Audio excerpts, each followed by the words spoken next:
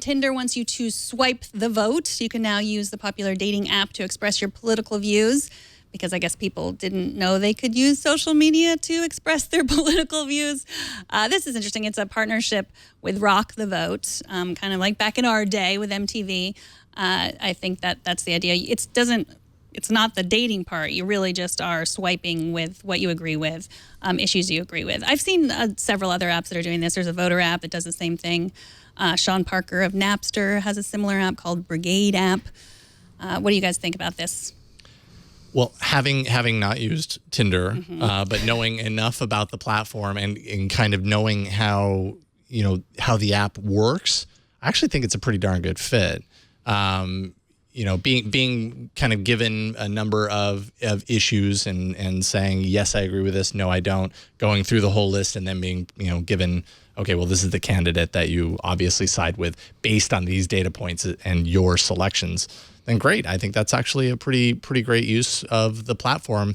I don't know if in the end what it's telling you is you should hook up with Donald Trump or you should vote for Donald Trump. That I suppose that's up to the users of Tinder to decide. What do you think, Jonathan?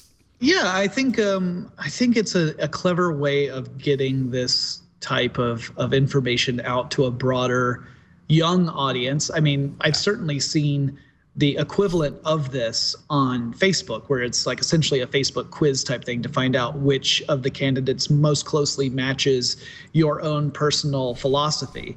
The same sort of thing, very simple. I think it's a list of 10 questions that you either swipe right or left on this Tinder approach.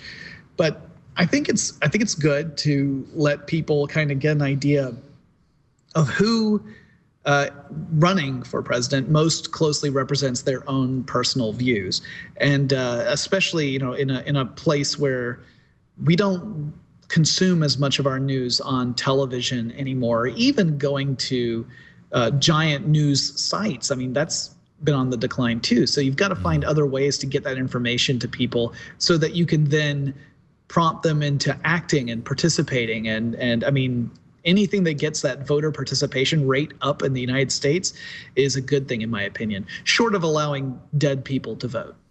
Which would be challenging, but it works in Chicago. I was going to say, I believe it. I believe it would happen. Yeah, there's also a place inside the app to register to vote and everything like that. So there are points of action that can be taken. That's all good. Better, raising awareness of potential new voters and getting people interested, number one, and active in the process, number two. I don't think there's any bad that comes out of that. So I like it.